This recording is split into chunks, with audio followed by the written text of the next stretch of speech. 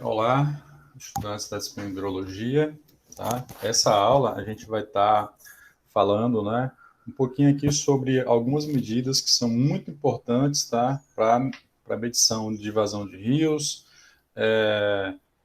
e também para calcular tempo de retorno, tá? Então, na última aula, né, nós vimos essa parte sobre os equipamentos, né, apresentamos para vocês os pluviógrafo, o pluviômetro, né, e vimos as suas diferenças. E na aula de hoje, a gente vai estar falando aqui de outras informações que são extremamente importantes, né? Nós vimos aqui diferentes equipamentos de pluviômetros e mostramos aqui também a quantidade de pluviômetros que você deve estar utilizando, né, em uma determinada área. E só que nós discutimos, né, que uma questão muito importante quando se trabalha em hidrologia é entender a variação da chuva, né, como que ocorre essa chuva ao longo do tempo. Aqui, por exemplo, nós temos a chuva que ocorreu no SECA entre 2019 e 2020, né, mostrando que teve uma variação considerável ao longo do tempo. Nessa chuva ela tende a se concentrar nos períodos de maio a julho, né, até agosto, e aí nós temos um período seco no período exatamente aqui, que vai de outubro até fevereiro. Então, essa chuva ela tem uma relação diretamente com a vazão dos rios, tem uma relação direta também com a questão das enchentes, né? Então, quanto maior o número de chuvas e intensidade, consequentemente, você vai ter mais enchente, vai ter a maior vazão no rio. Bem, e aí nós mostramos para vocês onde baixar e buscar dados meteorológicos, né? Temos o Instituto Nacional de Meteorologia, que é um site extremamente importante, como também temos o site da Agência Nacional de Águas, onde tanto no Hidrosat como o Hidroweb, né, que muitos de vocês já têm também utilizado essa ferramenta, você consegue baixar dados, sejam dados de chuva, tá, ou dados de vazão. E aí, por exemplo, essa figura aqui, né, ela mostra a vazão, né, de um rio entre 2 anos, tá? A gente já mostrou, inclusive, para vocês na última aula, né? A vazão do rio variando ao longo do tempo. Esse aqui é um rio da região centro-oeste brasileira, mostrando que a maior vazão ocorre no período de verão, né? Porque a chuva na região se estende geralmente de setembro até março. Bem, e aí nós que falamos que é muito comum quando a gente está assistindo programa de televisão, e sobretudo para fazer obras hidráulicas, a questão da análise da frequência desses eventos, né? E a frequência de eventos pode ser evento de chuva, pode ser chuva máxima, chuva mínima, e vazão máxima e vazão mínima de rios, que aí nós analisamos geralmente pelo tempo de retorno. O tempo de retorno, ele nos dá a frequência com que um evento acontece em determinado período. Então é muito comum a gente falar, essa chuva de 100 milímetros por hora acontece a cada 5 anos na região de Maceió.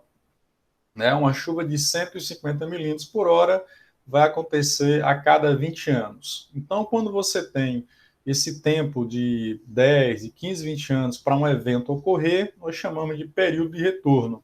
É o período ou tempo que aquele evento vai ocorrer novamente, ou seja, vai retornar o seu acontecimento. Isso não quer dizer que um evento ele possa se repetir em anos subsequentes ou dentro de um intervalo menor, tá? Isso aí é a questão da probabilidade. Então, o tempo de retorno ele tem muito a ver com a probabilidade, tá? Então a gente vê muito, né, nos jornais, tem 80% de probabilidade de acontecer, 90%. Bem, e como que nós fazemos então para calcular o tempo de retorno? Então esse é um ponto chave, inclusive vai ser uma questão para a próxima prova, né, que vai acontecer na terça-feira, onde nós temos geralmente que baixar uma quantidade de dados. Tá? Aqui nós baixamos dados, por exemplo, de 10 anos, e aí quando você baixa dados de 10 anos, dados diários, ou dados, inclusive, de horário de chuva, o que nós fizemos aqui foi selecionar a maior chuva, tá? A maior chuva em uma hora para cada ano. Então foi lá, né, você com aqueles dados do ano 2000, com chuvas horárias, selecionou que a maior chuva horária, né, para o ano 2000 foi de 50 milímetros. Para o ano de 2001 foi uma chuva de 40 milímetros. E aí que a gente consegue observar que em 2004 teve uma chuva de 80 milímetros por hora. Tá? Então essa aqui foi a maior chuva daquele ano. Bem, essa informação é a informação que nós obtemos ao fazer o tratamento dos dados de uma série de dados que nós baixamos. Isso aqui a gente selecionou para chuva máxima, poderia ser para poderia ser para vazão máxima também, a vazão de um rio, poderia também ser para vazão mínima, tá? Que muitas vezes há um interesse em saber a vazão máxima do rio, pensando em obras de controle para enchente, mas também muitas vezes nós queremos saber a vazão mínima, né, pensando em obras de controle para reservação, quando você quer construir, por exemplo, um reservatório de água, seja para irrigação, seja para abastecer uma fazenda, seja para abastecer até um município ou um distrito, tá? Então, veja só, como nós fazemos, então, para calcular o tempo de retorno? Então, o tempo de retorno, ele é calculado da seguinte forma. Aqui nós temos um conjunto de 10 dados, tá? Então, a primeira coisa a ser feita é você colocar organizar os valores de chuva em ordem decrescente, ou seja, do maior para o menor. Então, ao fazer isso, a gente consegue observar que a maior chuva nesses 10 anos foi uma chuva de 80 milímetros, enquanto que a segunda maior foi a de 70 milímetros, tá? A terceira maior foi de 65 e assim sucessivamente. Essa quarta coluna, você coloca o número de ordem, né? Então você tem, por exemplo, essa primeira chuva vai ser o número 1, e em seguida você vai colocando 2, 3, até o último ano, que é 10. Bem, e aí nós vamos calcular então a probabilidade. A probabilidade, como que se calcula essa probabilidade? Essa probabilidade é calculada, M, que é o número de ordem, dividido por N mais 1. Quem que é N? N é o número de dados. Aqui, por exemplo, você tem um conjunto de 10 dados. Né? Então, se você tem um conjunto de 10 dados, você tem, então, um N igual a 10.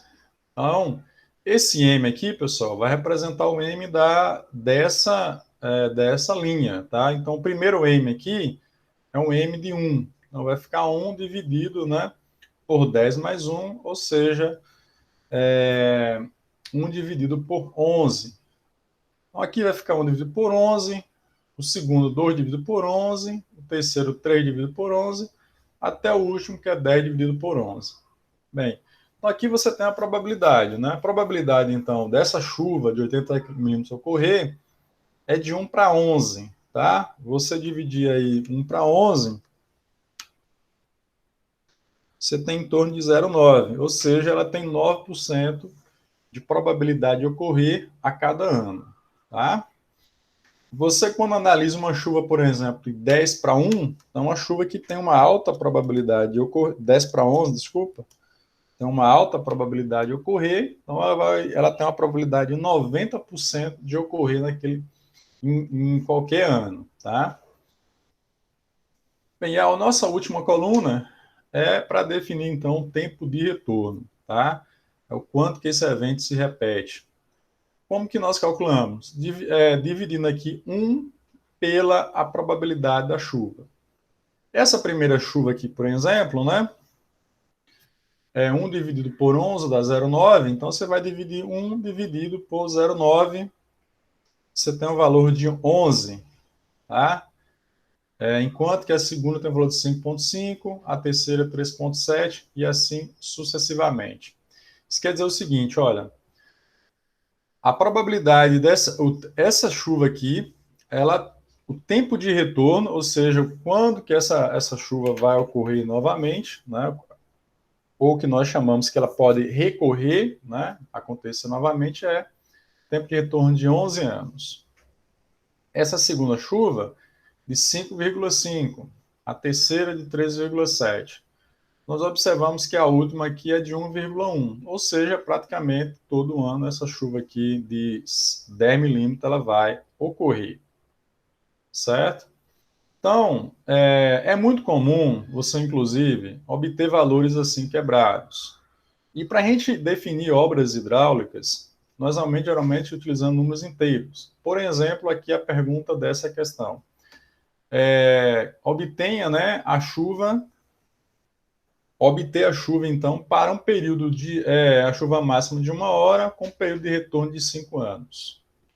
Quando nós analisamos essa figura, eu não tenho a chuva exata para o período de 5 anos, tempo de retorno de 5 anos. Eu tenho para um valor próximo aqui de 5,5, que é uma chuva de 70 milímetros, e sei também de um tempo de retorno de 3,7, que é de 65 milímetros. Então, como fazer?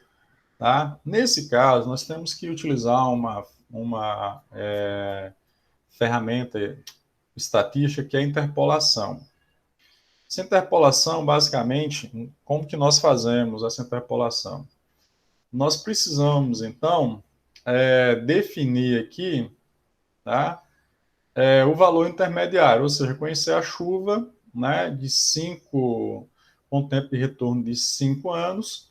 Nós sabemos que essa chuva vai estar entre 65 milímetros e 70. Então, para se fazer isso, o que nós fazemos geralmente é o quê? Definir, então, né, como que essa chuva está variando. Aqui eu sei, por exemplo, que a variação é o seguinte. Com um tempo de retorno de 5,5 anos, a chuva é de 70 milímetros. Para um tempo de retorno de 3,7 anos, a chuva é de 65 milímetros. Tá? Então, ao fazer uma relação, tá? Ou seja, eu sei que está variando aqui 5 milímetros entre esses dois períodos de retorno, e a variação é de 1,8 anos. Então, eu fazendo essa divisão, eu tenho que está aumentando aqui 2,7 milímetros a cada ano. Tá? Então, com essa variação, tá, que nós achamos aqui 12,7 por ano, como nós vamos aplicar aqui nessa fórmula, então? Então, para a gente encontrar a chuva máxima, tá, para um tempo de retorno que eu tenho interesse, que eu quero saber, o que é que eu faço, então? Eu procuro saber a chuva máxima, tá, de um tempo de retorno conhecido próximo. Se o valor da chuva do tempo de retorno for maior, conhecido, for maior do que o tempo de retorno de interesse, eu vou estar subtraindo, né? Vou diminuir esse valor. Ao passo que, se o tempo de retorno que eu escolhi aqui uma chuva máxima com um tempo de retorno que é menor, que tem um tempo de retorno menor do que o tempo de retorno que eu estou procurando, então eu vou somar. Tá? Somar com o quê? Você vai somar com a diferença entre o tempo de retorno conhecido menos ou mais o tempo de retorno de interesse e multiplicar aqui pela variação. Para o caso que nós estamos fazendo, nós temos duas chuvas próximas ao tempo de retorno de 5 anos, que é a chuva de 70 milímetros, que representa um tempo de retorno de 5,5, e temos a chuva de 65 milímetros, que representa um tempo de retorno de 3,5. Nós observamos que a variação aqui está sendo de 2,7 milímetros por ano. Então, nós já conhecemos, então, a variação, tá? Então, eu posso fazer duas formas. Eu posso encontrar essa chuva máxima do tempo de retorno subtraindo da chuva máxima, da chuva de 70 milímetros, que ela tem um tempo de retorno de 5,5. Para isso, como que eu faço? Então, a chuva máxima para 5,5 anos é 60 milímetros. Então, A diferença aqui de tempo de retorno de 5,5 para o tempo de retorno de 5 dá uma diferença de 0,5 anos, e eu multiplico pela variação, que é de 2,77. Então, multiplicando 0,5 vezes o 277, você vai encontrar um valor, né? Que vai ser um valor de aproximadamente 1,4, tá? Então, ao subtrair desse valor, tá? Desse valor de 70, esse valor, você vai achar aqui uma chuva de 68,6 milímetros. Essa chuva, então, é a chuva máxima para o tempo de retorno de 5 anos. Essa segunda conta é uma conta que foi feita escolhendo a chuva de 65 milímetros, que é para o tempo de retorno de 3,7 anos. Né? Então, aqui você observa a chuva de 65 milímetros. Nesse caso aqui, em vez de subtrair, nós vamos somar, tá? Nós vamos somar com a diferença aqui do tempo de retorno, né? Que dá 1,3 vezes 277. Isso aqui vai dar em torno de 3,6 milímetros. Então, você vai somar esse 3,6 com 65, vai encontrar um valor de 68,6 milímetros. Observem só que os dois valores foram iguais, né? Então, tanto faz você escolher a chuva máxima menor, com o tempo de retorno mais conhecido, ou a chuva máxima maior. O que você vai fazer em um caso é subtrair e no outro é somar. Tá, pessoal? Então, com isso, você já consegue, então, organizar um conjunto de dados e, com esse conjunto de dados, calcular, então, o tempo de retorno, tá, das chuvas. E aqui você consegue fazer a interpolação, tá, para quando você quer conhecer uma determinada chuva, tá, com o tempo de retorno, sendo que na tua tabela você não tem aquele tempo de retorno. Então, você pode fazer a interpolação. E aqui nós temos, por exemplo, essa probabilidade, né? Essa aqui para a região de Palmeira dos Índios. Você observa aqui que chuvas anuais, ó, por exemplo, chuvas anuais de 200 milímetros, elas acontecem, né? Todos os anos nessa região, mas a gente observando que à medida que aumenta o volume das chuvas, vai diminuindo aqui a probabilidade. Por exemplo, chuvas com probabilidade maior que chuvas com chuvas maior que 80 milímetros tem uma probabilidade de 20%, né, de acontecer na região de Palmeira dos Índios. Palmeira dos Índios é uma região ali do agreste alagoano, então a tendência já é ter uma chuva menor. Olha, essa informação, tá, de tempo de retorno, ela é essencial para projetos de hidrológicos, quando a gente vai fazer projetos de obras hidráulicas. Então, por exemplo, para construir galerias de águas pluviais, né? Bueiros, pontes. Então, é muito comum, por exemplo, você usar um tempo de retorno aqui de 10 anos. Pontes são até maiores, né? Em torno de 40, 50 anos. A retificação de rios depende bastante do tamanho do rio. Então, varia de 20 a 100 anos. Quando você vai fazer, por exemplo, o vertedor de barragem de porte médio, aí você já tem que trabalhar com o tempo de retorno de 1000 anos. Então, veja só, aqui a gente tem um tempo de retorno de 1000 anos e nós não temos dados, né, para 1000 anos, para um dado de 1000 anos. Então, como fazer? Então, geralmente você vai ter que fazer isso utilizando as curvas IDF.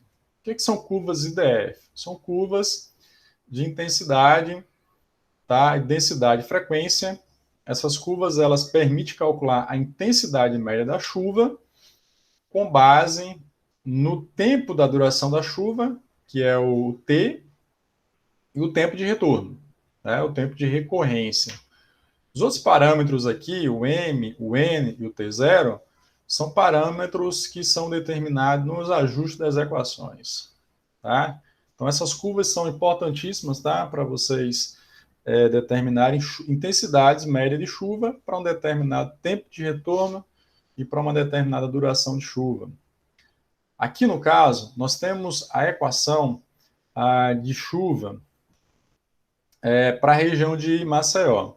Ela foi determinada recentemente agora, ela foi atualizada, essa equação, é uma tese de doutorado realizada aqui na UFAL, tá, na Engenharia Civil, no ano 2018, que a gente observa que ela é representada por essa equação aqui, ó, 1021.17 vezes t, né, que é o tempo de retorno, elevado a 0,1717, dividido por essa função, que é t, esse tzinho minúsculo é o tempo de duração de chuva, mais 8,5. A soma desses valores você vai elevar a expoente 0,7423. E aí vocês observam o seguinte, olha, aqui tem uma pergunta, né, que é uma aplicação. Calcula a intensidade de chuva para um para um tempo de retorno de 20 anos e para uma duração de chuva de 30 milímetros. Então, como que nós fazemos? Nós simplesmente aqui, tá, substituímos aqui o T por 20, o T maiúsculo por 20, T minúsculo por 30. E aqui nós vamos encontrar uma chuva de 113,65 milímetros por hora, né? Uma chuva bem intensa, né? Uma chuva que ela ocorre a cada 20 anos. Aqui eu vou fazer várias aplicações. Então aqui eu tenho, por exemplo, calcule a intensidade de chuva para um tempo de retorno de 25 anos. E aí nós vamos variar a duração da chuva para 10 minutos, para 20, 30 minutos, 60 minutos e 120 minutos. E vamos ver o que é que vai acontecer, né, com a intensidade de chuva, né, como que ela se comporta. Para uma chuva de 10 minutos, né, por tempo de retorno de 25 anos, a intensidade de chuva prevista é em torno de 203,47 milímetros por hora. Quando eu aumento isso para para uma duração de chuva de 20 minutos, eu obtenho o valor de 147,63 milímetros por hora. Quando a gente passa para 30 minutos, essa intensidade de chuva vai para 118, né? Para 60, vai para 77, então ela reduziu bastante. E quando vai para 120 minutos, a chuva diminui para 48 milímetros por hora. O que a gente consegue observar aqui? A medida, para um determinado tempo de retorno, à medida que eu aumento, né, o tempo de duração da chuva, a tendência é ter uma chuva de menor intensidade. Tá? Então, isso aqui, né, felizmente é o que acontece na natureza, né? Então, chuvas longas, né, são chuvas menos intensas, ou seja, são chuvas mais fracas, tá? Imagina uma chuva de 120 milímetros, de 120 minutos, se tivesse essa intensidade aqui de 247, né, milímetros por hora. Isso aqui, pessoal, é uma chuva esperada para um mês, né? Ela pode acontecer em 10 minutos, tá? Então, é uma chuva muito intensa, uma chuva com grande poder de estrago, tá? Mas se for apenas 10 minutos, né? Então, isso aqui você vai dividir por 6, você vai ter em torno aí de 20 milímetros, né? De chuva. Desculpa, 30 milímetros aproximadamente. Então, se fosse uma chuva de 120 milímetros, né, um tempo de retorno de uma duração de 120, né, minutos, você teria o dobro disso aqui, né? Você poderia ter uma chuva de 400 milímetros em 2 horas, então o estrago seria grande. Bem, aqui agora no lado direito, nós vamos fazer o seguinte, nós vamos calcular a intensidade de chuva, só que agora com o tempo de duração da chuva fixo, de 30 minutos, e vamos variar o tempo de retorno para 10, 30, 50 e 100 anos. Para 10 anos, uma chuva de 30 minutos, a intensidade esperada é em torno de 100,9 milímetros por hora. Quando aumenta para 30 minutos, essa intensidade já vai aumentar para 121. Quando a gente passa aí para 50 minutos, né? Desculpa, 50 anos, você já tem um aumento na chuva de 133. E para... aqui está errado, tá? Essa última aqui são 100. Para 100 anos, isso é em torno de 150,82 milímetros. O que a gente observa é que para uma duração de chuva, uma determinada duração de chuva, à medida que aumenta o tempo de retorno, você vai ter um aumento na intensidade de chuva, o que é esperado, tá? Que essas chuvas ela aumentam com o tempo de retorno, ou seja, elas acontecem cada vez menos, né? Aqui, por exemplo, a gente tem o Pedro Rio do Mar, né? Ele cedeu essa tabela na tese dele, dissertação dele. A gente consegue observar aqui, por exemplo, na duração da chuva. Imagina que uma chuva de 5 milímetros, para um tempo de retorno de 10 anos, é esperado em torno de 219,7 milímetros por hora. Quando a gente passa, tá? Uma chuva, por exemplo, de 2 horas, você já reduz para 41 milímetros, né? Então, mostrando que à medida que você aumenta a duração da chuva, você diminui a intensidade, tá? E aqui, o contrário acontece, né? Quando você, aqui, por exemplo, uma chuva de 10 minutos, à medida que aumenta o tempo de retorno, aumenta a intensidade de chuva, né? Para um tempo de retorno de 2 anos, é uma chuva esperada em torno de 131,9 milímetros por hora, ao passo que para uma chuva de 100 anos, se espera uma chuva de 258,12 milímetros por hora. Então, aqui você tem isso, aqueles dados em tabela, tá? Então, as curvas IDF, pessoal, são muito importantes, tá? A maioria de vocês, quando forem fazer projetos hidrológicos aqui para a região, para uma determinada região, é importante encontrar a equação das curvas IDF daquela localidade. E aí, se você vai construir uma ponte, se você vai construir um barramento, vai fazer um reservatório, então você vai utilizar aquela equação, tá? Para encontrar a chuva máxima esperada, né? Ou vazão máxima esperada para aquela determinada região. Bem, então por fim agora nós vamos ver mais um assunto, tá? Que é um assunto que vocês estudaram nos vídeos sobre vazão, né? Em que a gente falou bastante, foi falado bastante sobre medição da área da seção de rios.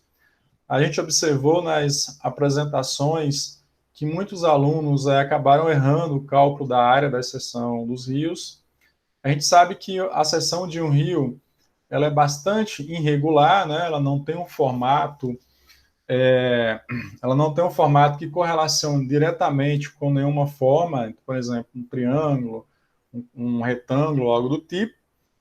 E aqui, o que é que nós fazemos, então? Como vocês muito bem mostraram, né, nas últimas aulas. É preciso, então, você medir, né, a profundidade a diferentes trechos e a largura entre uma profundidade, né, e outra, né?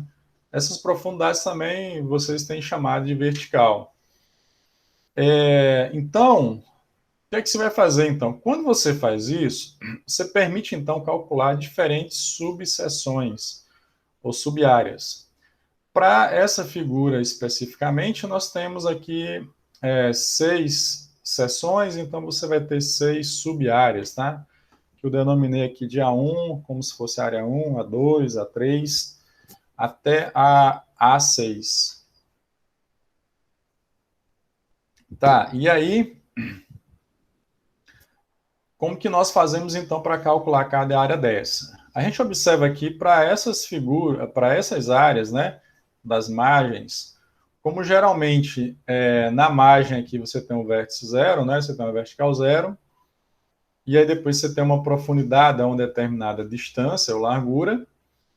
Então, essas áreas da margem, elas se assemelham bastante a um triângulo, né? Então, não é um triângulo perfeito, né? A gente consegue observar aqui, por exemplo, vai ter uma subestimativa. Para o outro lado do rio, para o lado direito, né? Você observa que quando você calcula no formato triângulo, né? Tem uma parte aqui que vai estar passando, mas aqui tem uma parte que está sobrando.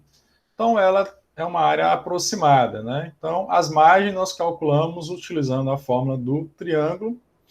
E essas outras aqui, ó, as áreas do meio, né? Área 2, área 3, área 4, área 5, nós utilizamos então a fórmula do trapézio, né? Considerando as duas profundidades, né, dos lados e a largura. Então, nessa figura, desculpa. Então, aqui, por exemplo, nós conseguimos então medir 5 profundidades, tá? A primeira profundidade aqui em torno de 0,7, a segunda de 1 metro, a terceira de 1,1 metro, a quarta de 1,2 e a quinta de 0,8, tá? Aqui, o que aconteceu? A gente não fez uma largura fixa, né? Uma distância entre as verticais fixas. Pode ser fixa, pode ser constante ou não. Por exemplo, aqui nós temos que a primeira vertical, ou profundidade, foi medida a uma distância de 1 metro da margem. A segunda, né? Teve uma distância da primeira de 0,9. A terceira teve uma distância de 0,8. A quarta e a quinta, e a terceira, quarta e quinta tiveram larguras iguais, de 0,8, né, metros. E a última aqui é de 1 metro. Então, como que nós fazemos então para calcular a área de cada seção dessa, tá? A área total, ela vai ser o somatório, né, de cada área, de cada sub-área dessa, tá? Certo? Então, veja só, as duas margens, a gente vai utilizar a fórmula do trapézio, né? Então, vai ser a largura, tá? Vezes, né, a profundidade dividido por 2. Então, nós multiplicamos aqui 1 vezes a largura de 1, ó, vezes 0,7 dividido por 2. Lá na outra margem, o valor foi a altura, né, 0,8. Então, 1 vezes 0,8 dividido por 2. Nós observamos que as áreas intermediárias, né, a área 2 até a área 5, elas se assemelham a um trapézio. Então, nós multiplicamos a largura vezes o somatório das duas profundidades. Aqui nós somamos aqui, 0,7 mais 1 metro, dividimos por 2. Né? Então, é como se nós tivéssemos aqui uma profundidade média aqui dessas duas. Aqui, né, no meio aqui, né, dessa área 2, e multiplicamos por 0,9, tá? Para as outras três, a mesma coisa aqui, ó. Então, 0,8, que é a largura de cada uma dessas, a distância entre as duas profundidades medidas, né? Entre as duas verticais. E aqui, por exemplo, essa área 3, de um lado a profundidade é 1 metro, do outro lado 1,1. Então, nós somamos, né, 1 mais 1,1 dividindo por 2. Então, fizemos isso, né, para as quatro subseções aqui, de A2 a A5. Aqui nós temos, então, o valor, né, de cada multiplicação, de cada sub-área, né? A área 1 deu 0,35, tá? A área 2, 0,765, a 3, 0,84, a quarta, 0,92, a quinta, 0,9 e a sexta, 0,4, que deu uma área total de 4,075 metros quadrados. Então, vejam só, essa forma de nós calcularmos a área da seção, ela serve para quando você utiliza o método do flutuador, tá? Que é um método que vocês utilizaram na aula prática. Então, a gente calcula, então, a área da seção total, né, com base nessas sub-áreas, e, em seguida, nós multiplicamos, então, a área da seção pela velocidade média que vocês determinaram. Aqui, por exemplo, atribuir uma velocidade média de 0,4 metros por segundo, o que dá uma vazão de 1,63 metros cúbicos por segundo, tá?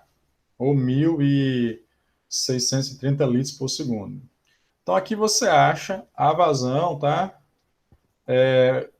Considerando, então, que foi utilizado o método do flutuador. Se tivesse sido do método Molinate, aí esse cálculo seria diferente porque você, na verdade, ia calcular a vazão de cada subseção. E depois você ia somar todas as vazões para encontrar a vazão total do rio. Então, quando você utiliza o Molinate, então, por exemplo, é comum você ter aqui de 3 até 6 leituras, né, de velocidade para cada área subseção dessa. Então, aqui você, por exemplo, ia multiplicar a área dessa subseção, 0,35, vezes a velocidade média, tá, encontrada nessa subseção. Então, ia encontrar uma vazão dessa subseção. E assim, subsequentemente, nas outras subseções, achando o valor da vazão de cada subseção, ia somar para encontrar a vazão total do rio. Bem, pessoal, essa aula ela foi bem rápida, tá? A intenção era justamente de mostrar para vocês a forma correta de se calcular a área da seção, né? A área da seção, bem como mostrar para vocês também, né, como calcular a intensidade de chuva pelas curvas do IDF e também como calcular o tempo de retorno, certo? Então, espero que vocês refaçam no caderno de vocês aí esses cálculos, tá? Porque na prova, né, na próxima semana, vocês terão algumas questões dessa envolvendo o cálculo, tá? Então, com isso aqui eu me despeço de vocês e nós nos vemos numa próxima aula. Até mais.